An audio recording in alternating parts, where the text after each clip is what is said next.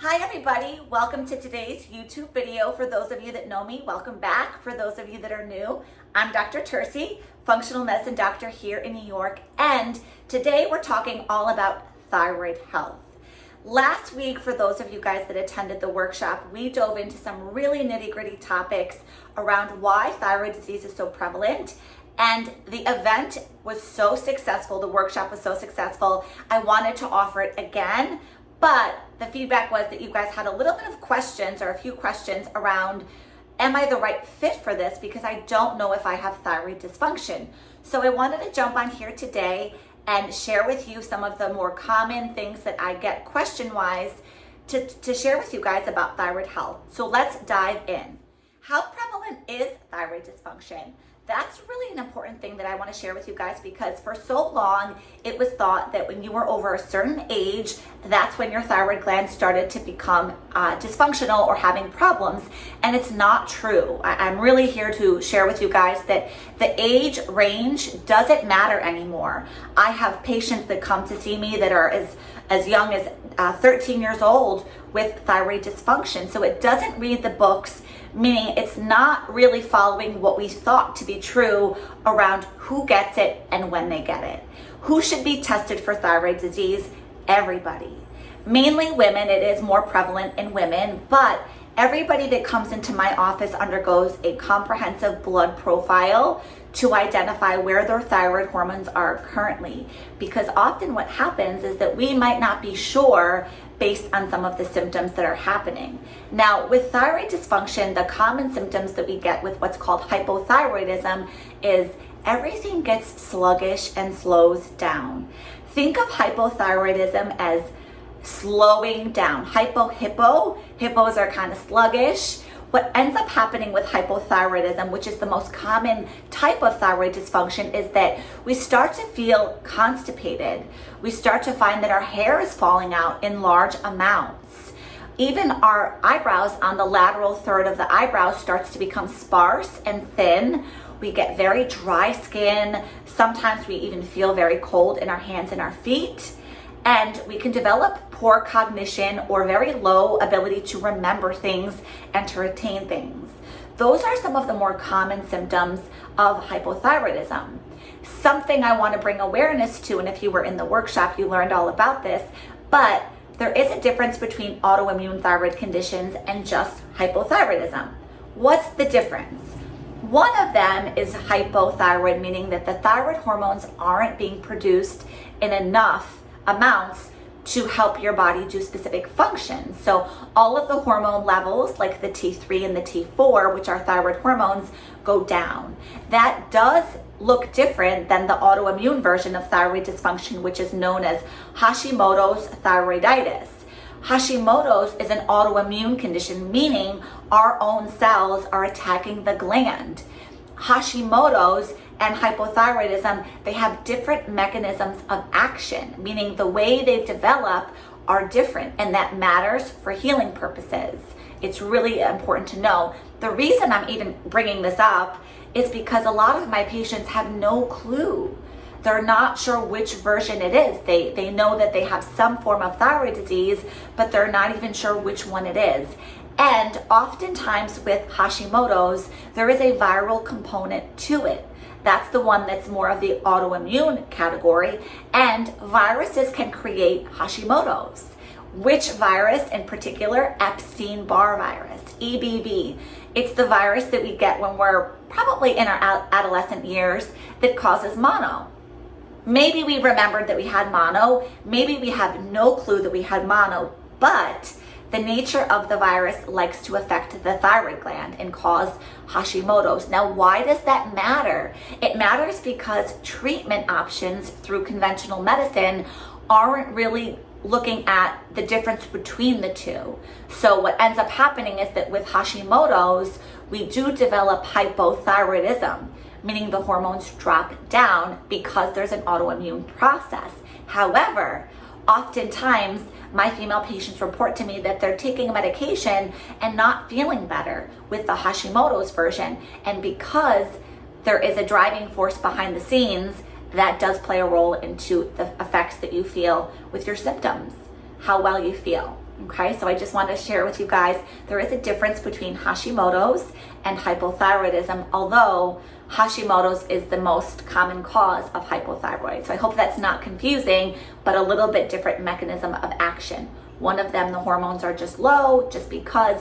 One of them, the hormones are low because there's this autoimmune process happening. The immune system is activated and something is causing us to create dysfunction with our thyroid gland. I think I have thyroid dysfunction, but it's never been diagnosed.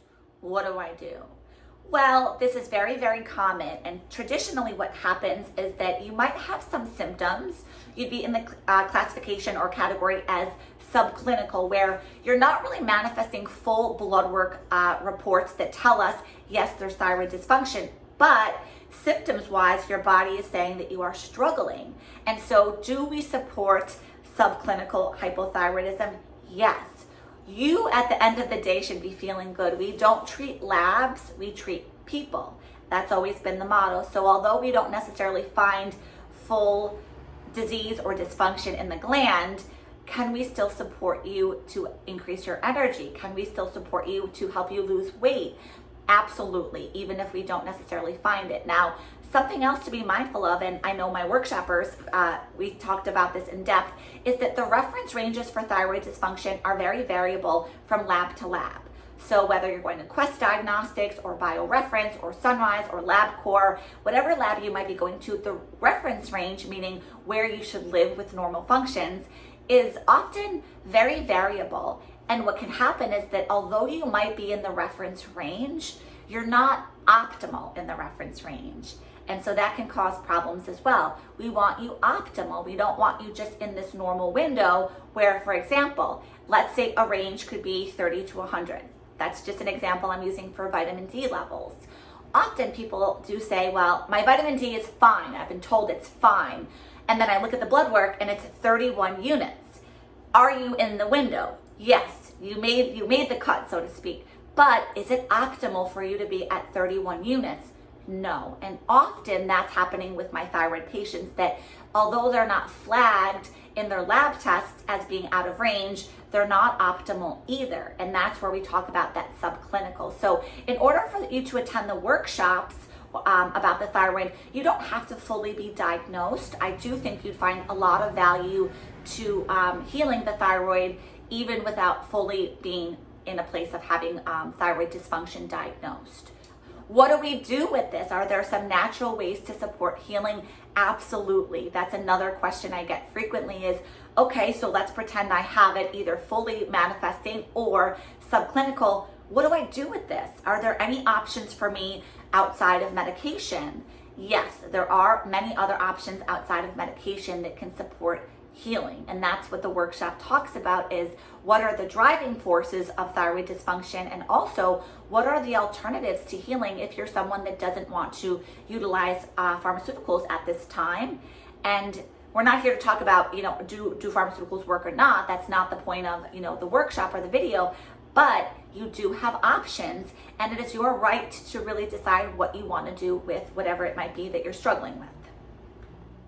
How important is nutrition? A lot of you guys are so interested to know what types of food should I avoid and what types of food should I incorporate into my diet if I know I have thyroid dysfunction, or even if I suspect it. How important is it to not have goitrogens? I've heard things like goitrogens are not as toxic if they're cooked. These are all of the types of things that I want to share with you guys that I've seen clinically that work for supporting the thyroid. And something we have to be mindful of is that your thyroid doesn't work in isolation, meaning it's not just doing its job by itself. It's actually under the control of a gland called the pituitary gland, which lives in the brain. And when the pituitary gland is under stress, it is a causative agent, and it's been known to create thyroid dysfunction as well. So we have to look at the other players in the game whenever we're talking about thyroid distress. Who are those players? The digestive system. So your digestive system is really important in the evolution of thyroid dysfunction or even the healing process, because although thyroid hormone's produced in the gland, it actually travels to the liver, where it's converted and then mobilized into the tissues for your body to use it. So we care about the sake of the liver. We need to look at the sake of the digestive system because that does have a role as well. Another thing, and I didn't talk about this more in the beginning, but with hypothyroidism, it's very common to have cycles that are very variable, meaning that sometimes your menstrual cycle does not come.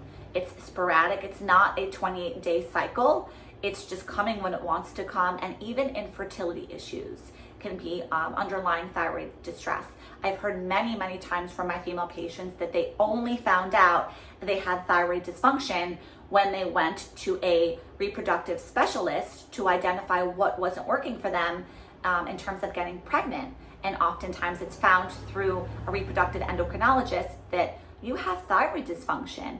And because the thyroid's a master gland, it's controlling everything from weight to bowels to our ability to get pregnant and to conceive, and also our ability to feel good cognitively in our brains. So the thyroid gland does not work in isolation. Nothing in the body does. Everything is highly integrative. Everything is very highly connected. And when we talk about healing, these are some of the factors we have to consider as well. What is the integrity of the digestive system, the liver in particular? What is the integrity of the digestive bacteria? What is the integrity of the adrenal glands? Is there somebody dealing with adrenal gland stress where they're overly stressed and they're spewing products from the gland? Why it matters is because there's connection through what's called the HPAO axis, or hypothalamic pituitary adrenal ovarian axis. You don't have to know that, there's no quiz, but these are some of the things that we have to look at. So I just want to encourage you guys that there's so many different variables and so many ways to be proactive if you're finding that you need some support. Now, ironically enough, I got this shirt. I don't know if you guys can see it. It says, "Ask me how I can help fix your thyroid." So I ordered this from someone and I love it. I love it. And I feel like I've been getting so many questions from people. Like they're reading the shirt and are like, wait, what? How can I fix it? I thought my only option was medication. And so I really want to just share with you guys, there are some other alternatives to helping support yourself. So if you think that you might be a candidate for the workshop, it is going to be available for registration. We're doing the event. I forget what day it is. I will link it down below, but it's going to be 3 weeks. I think it's the 3rd week of July, online via Zoom, so you don't have to leave the comfort of your home and you can still get some support around learning about these types of things to be proactive. So you can register by going to my website, drelisetursi.com. That will get you to the registration. You can get your ticket and then you're in. It's as simple as that. If you guys still have questions around, is the workshop a fit for you, please send me a message. I would be happy to say yes, it would be, or maybe no, it's not the right fit for you at this time. But to be truthful, 9 out of 10 women are struggling with thyroid dysfunction and some don't even have a clue. It's probably a right fit for you. Okay, thanks so much guys for tuning in. I hope that you gained some value of this, and I'll see you in next week's video.